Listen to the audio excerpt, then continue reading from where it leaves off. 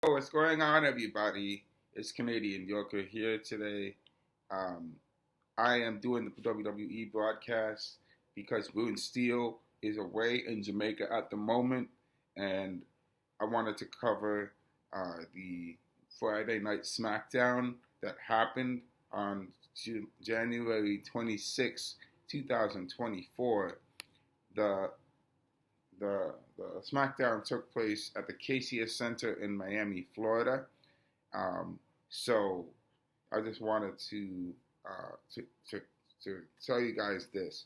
So let's get started, guys.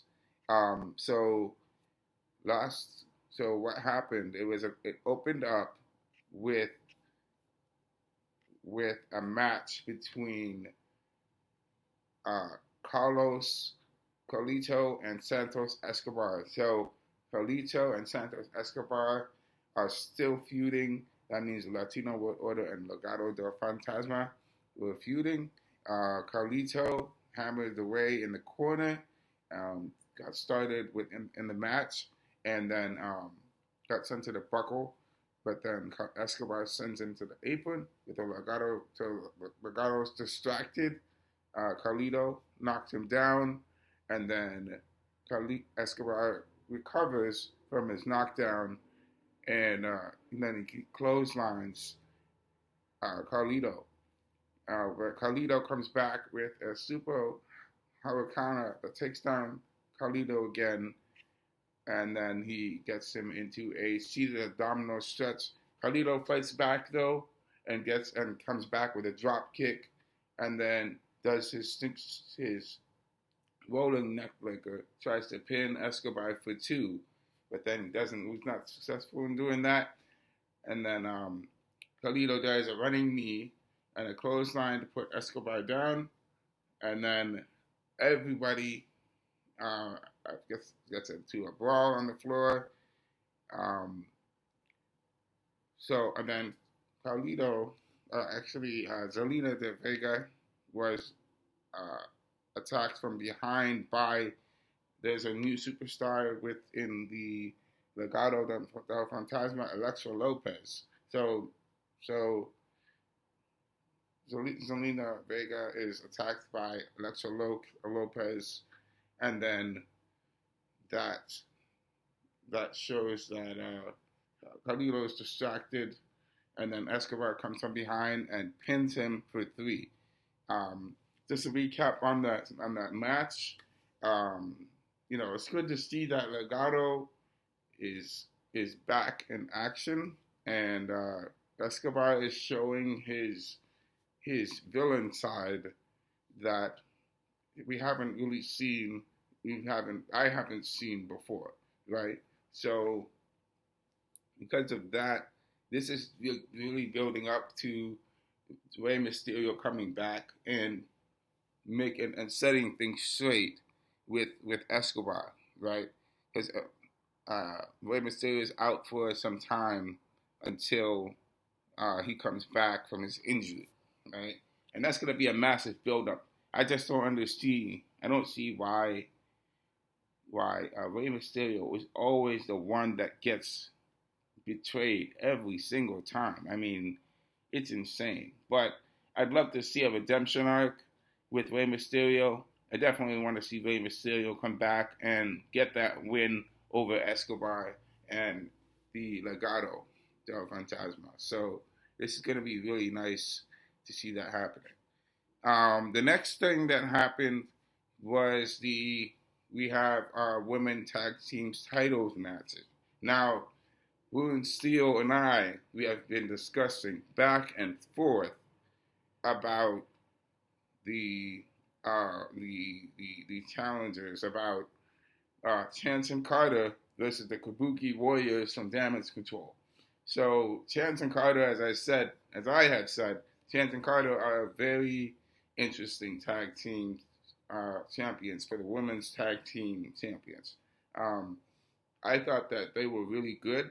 They did a really good job against Chelsea Green and Pimpin Nivens. They were really dangerous. They're a really dangerous team. They're really good. They got each other's backs. They are formidable. formidable champions.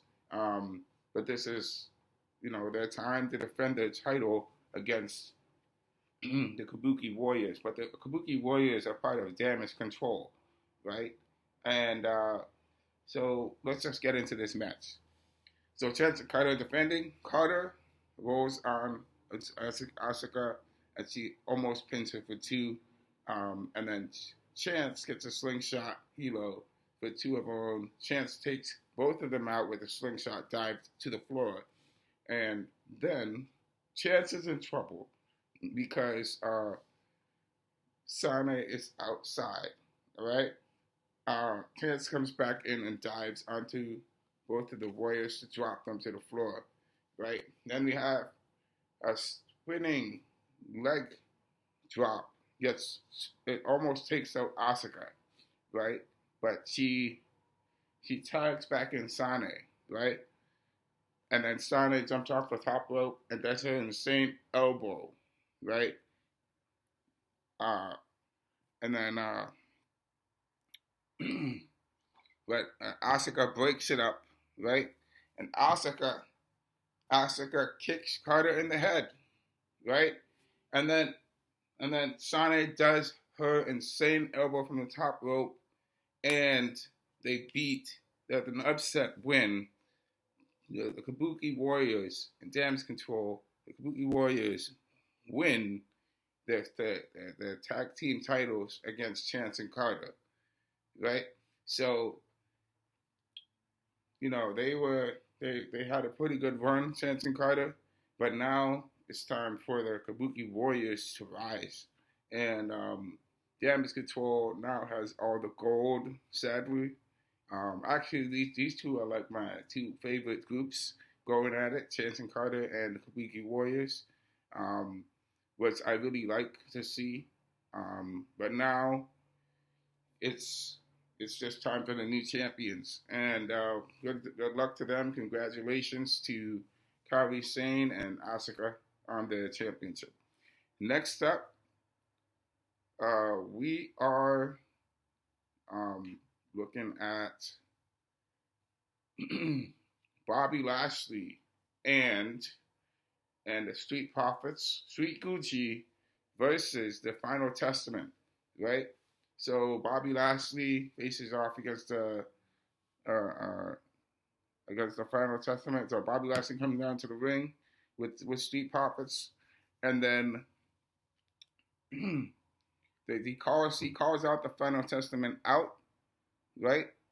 And then they come out. They're in the ring with the Street Profits, right?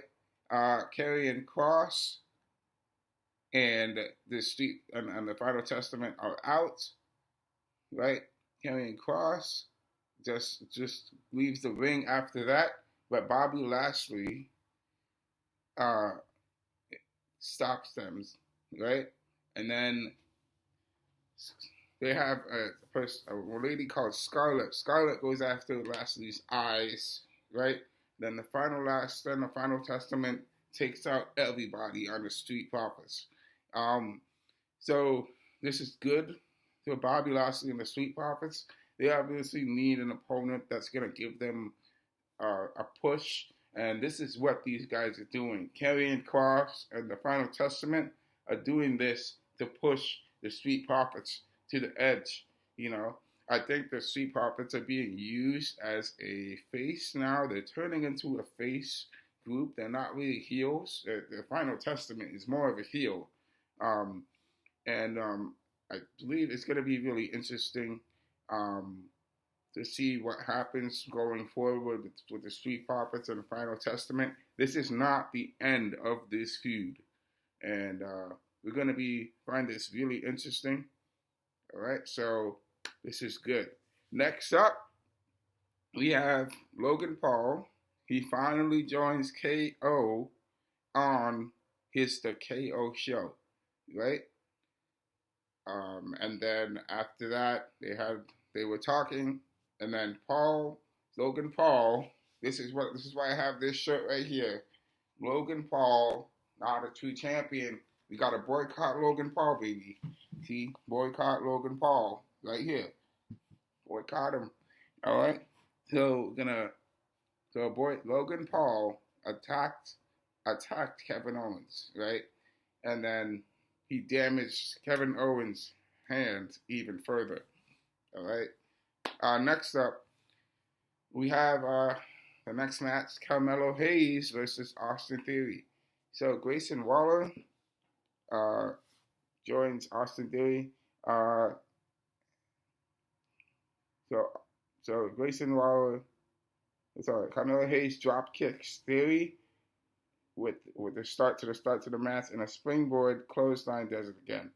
So Theory actually put cheap shots Hayes on the floor, and then he cheap shots him again, right? Hayes comes back and hits Austin Theory with a reverse DDT, right? And then Carmelo Hayes is hit by a reversal from Austin Theory. Yes, he tries to, so Austin Theory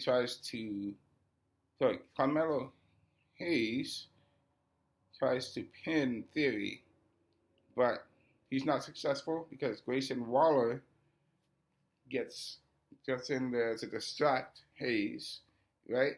But that little distraction that Grayson Waller throws in actually helps Austin Theory to set up his finishing move on Carmelo Hayes, which is his ataxia, right? And then he knocks him out. And then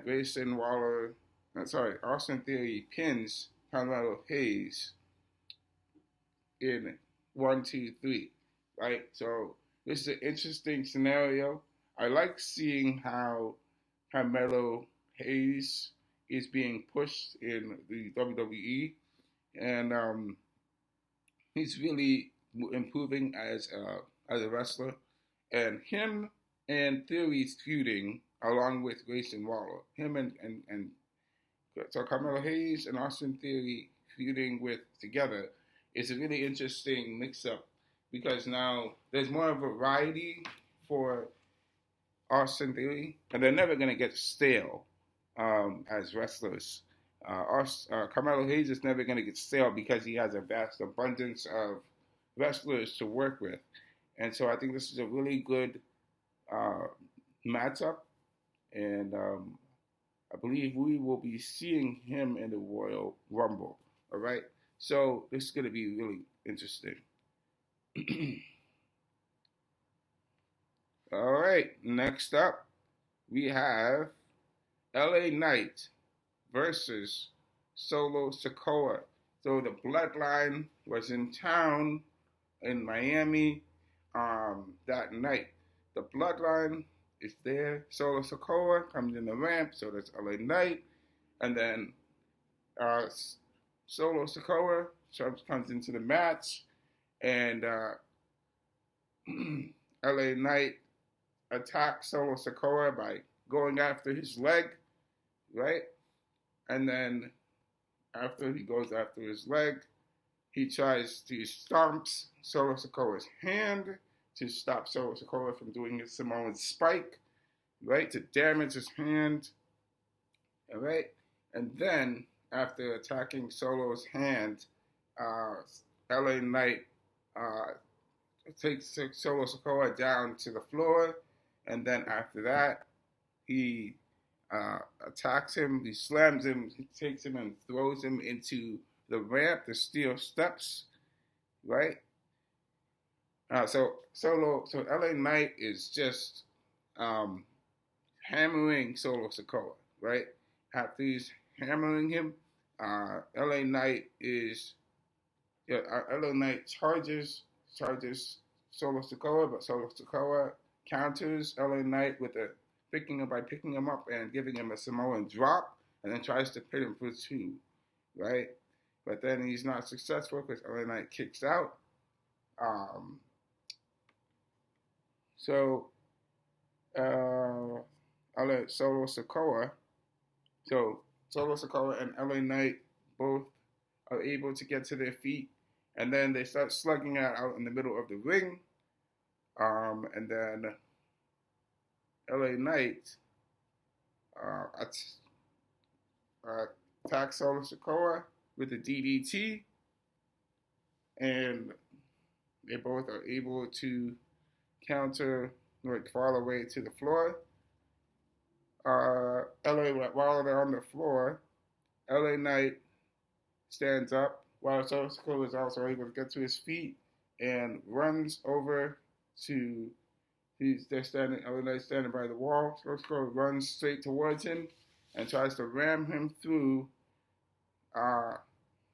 Tries to pick him up and knock him into the announcer's table, right? But LA Knight doesn't get the win because AJ Styles comes out and attacks LA Knight from behind, which gives Solo Sikoa a win by disqualification, right? Now this is just a build up to the Royal Rumble. Obviously, we're seeing the Royal Rumble is the next day. It's on the 27th, but we're just talking about what happens on the day before. This is just a day after SmackDown, right? This is just a build up, and this is really interesting to see how things are gonna go with all this with the Royal Rumble match happening between Randy Orton, AJ Styles, LA Knight, and Roman Reigns. All right. So, guys, that is it for what happened on SmackDown. I'm gonna have to give a review of the of SmackDown. I'll give it a B because the SmackDown was not very long and not a lot of things happened. So it's just a precursor to the Royal Rumble that occurred on January 27th. So not much happened on SmackDown other than the championship match between the Kabuki Warriors and the Chance and Carter. So we will have to see what happens next week with this upcoming SmackDown that's this week on this Friday. I believe it is, let me just double check here. I believe it is on the 5th of February, right? So on the February 5th, we're going to have to see the results of what's the next step for the Kabuki Warriors, all right? So this is going to be really interesting. I hope you guys enjoyed this video. So don't forget to like, share, and subscribe to my channel, Canadian Yorker, and also to the Blue and Steel's channel, YouTube channel. So I hope to see you guys again. We'll talk again. Thank you for listening, and I'll talk to you later. Have a good day.